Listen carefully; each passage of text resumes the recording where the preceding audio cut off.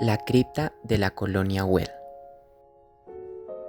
Antoni Gaudí y Cornet fue un arquitecto catalán que fue reconocido a nivel mundial como uno de los mayores exponentes del modernismo en el mundo.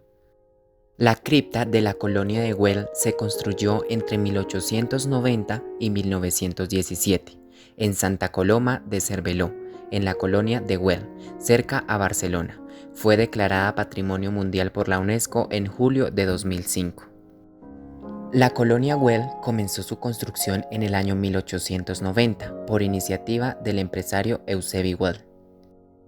El empresario quería brindarles a sus trabajadores mejores condiciones sociales, dotando con equipamientos escolares, sociales y religiosos, basándose en las colonias industriales del momento, así que encargó a los mejores arquitectos para su construcción.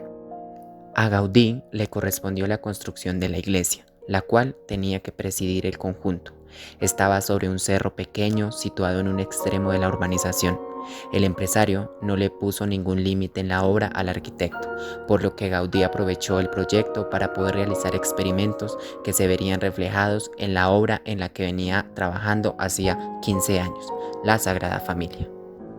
El proyecto original consistía en una iglesia de planta oval distribuida en 4 naves, rematados con torres de diferentes tamaños y un cimborrio central de 40 metros de altura. La primera piedra de la iglesia se colocó hasta el 4 de octubre de 1908, ya que el arquitecto duró alrededor de 10 años estudiando las soluciones constructivas que tomó en el proyecto. Las obras se mantuvieron bajo la dirección de Gaudí hasta el 3 de octubre de 1914. Entonces, Güell fallece y su familia decide no continuar con la obra. En ese momento solo se había terminado el basamento que comprendía la capilla inferior y el porche anexo, espacio sobre el que se tenía que construir la escalinata de acceso al templo. Es por este motivo que popularmente se le conoce como la cripta de la Colonia Güell, aunque formalmente no lo sea. En el nivel superior solo se construyeron los dinteles de un pórtico. Ya sin Gaudí, para poder abrir la iglesia al culto, se construyó una cubierta un poco provisional y un campanario que se ubicó en el espacio abierto de una de las torres de la iglesia que nunca se llegó a construir. En armonía con la naturaleza, quiso reflejar formas geométricas regladas como el paraboloide hiperbólico, el hiperboloide, el helicoide, el conoide. Siguiendo estos conceptos desarrolló su proyecto, un edificio que se fusiona con las rocas del exterior. La iglesia inferior, de planta poligonal estrellada, presenta una gran bóveda central, que se apoya sobre 4 columnas devastadas de basalto. El deambulatorio, donde se ubica el altar, tiene bóvedas catalanas sobre columnas de ladrillo y piedra.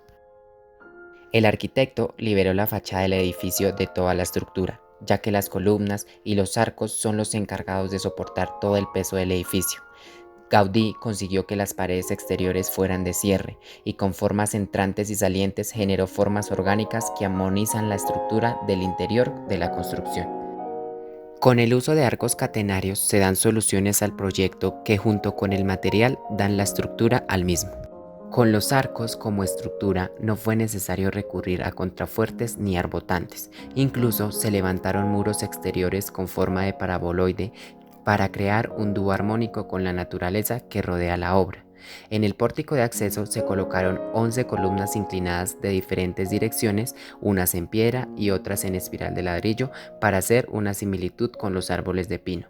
Estas eran las encargadas de conectar con la estructura ondulada que estaba llena de nervios para la unión. Con los materiales se muestra un monolitismo que era característico de la época naturalista que atravesaba Gaudí. Las columnas están formadas por la unión de 3 piedras rústicas que son muy visibles en todo el proyecto. De esta manera, el interior de la cripta se vuelve bastante rico y lleno de simbolismo ornamental, que da la sensación de que la piedra estuviese en su estado primitivo. La inclinación de estas columnas corresponde a la misma dirección que las resultantes de las cargas que inciden sobre ellas. Las columnas laterales son más robustas que las centrales, pues se habían preparado para soportar las plantas que se iban a construir encima. El techo cuenta con 200 nervios de ladrillo de distribución radial, convergiendo en 2 claves de bóvedas unidas por arco. Con la estructura que propuso el arquitecto, la obra tiene una planta libre que permite ser visible desde cualquier punto. Las dependencias privadas sí quedan ocultas. Tiene grandes ventanales de formas ovaladas cubiertas con vidrios de colores en formas de pétalos de flor o alas de mariposa, que junto con los ladrillos que están dispuestos de forma irregular y las piedras dan un efecto rústico a la fachada y permiten que la luz entre muy tamizada en el oscuro interior. Un pórtico de bóvedas de paraboloide hiperbólico antecede la cripta, primera vez que Gaudí empleó esta estructura, y primer ejemplo de bóvedas paraboloides en la historia de la arquitectura. El pórtico está también decorado con un azulejo, destacando unas grandes cruces de San Andrés en forma de X. Con el estudio de 10 años, Gaudí utilizó el mismo sistema constructivo que en la Sagrada Familia. En un almacén aledaño a la construcción, desarrolló una gran maqueta estereostática o polifunicular de 4 metros que le permitió elaborar un nuevo método para el sistema estructural y su resistencia. Construida con cuerdas de hilos y sacos rellenos de pesos, con una planta de la iglesia a escala 1:10 realizada en madera. Las cuerdas colocadas encima le permitieron definir la ubicación de los pilares, los arcos y las curvas, cubriendo con una tela los que serían las paredes y las bóvedas. Gaudí capturaba fotos desde abajo hacia el interior de los espacios resultantes y desde diferentes ángulos que luego pintaba, y de este modo podía diseñar las secciones y alzados del edificio. Gaudí se inspiró en la forma de los seres vivos. Para los materiales, Gaudí se valió principalmente de ladrillos, piedra, madera, hierro y vitrales para las ventanas y la cristalería. Los ladrillos como material se usó para bajar costos de obra y para darle una apariencia y color únicos a la iglesia. En el exterior se mezcló ladrillo y roca en la parte baja del muro, formando paraboloides que están acompañados con 22 ventanas en forma de hiperboloide, asimilando alas de mariposa, que armonizan la entrada de luz. En la parte más alta de los muros usó ladrillos de color rojizo por analogía a los bosques de otoño. Todo esto ayudó a que la cripta se mimetice con el exterior. Gaudí diseñó también el mobiliario del interior, unos bancos con reclinatorio colocados de forma circular en torno al altar mayor. Destacan asimismo también pilas de agua bendita.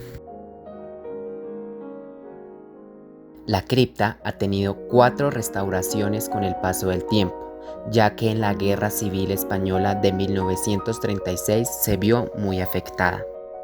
La primera fue en 1939, restauración para poder ser utilizada como almacén. Luego en 1956, ya que un año atrás se había convertido en iglesia, así que se restauró el altar consagrado a la Virgen de Montserrat. Más adelante, en 1999, se construyó una nueva terraza para evitar filtraciones, y por último en 2002, que generó polémica al tomar acciones en contra de la estructura que inicialmente planteó Gaudí. A hoy es imposible saber cómo con exactitud iba a quedar el proyecto finalizado, ya que Gaudí constantemente maduraba sus ideas. Si la cripta hubiera terminado el 100% de su obra, sería la maqueta perfecta en escala real de la Sagrada Familia.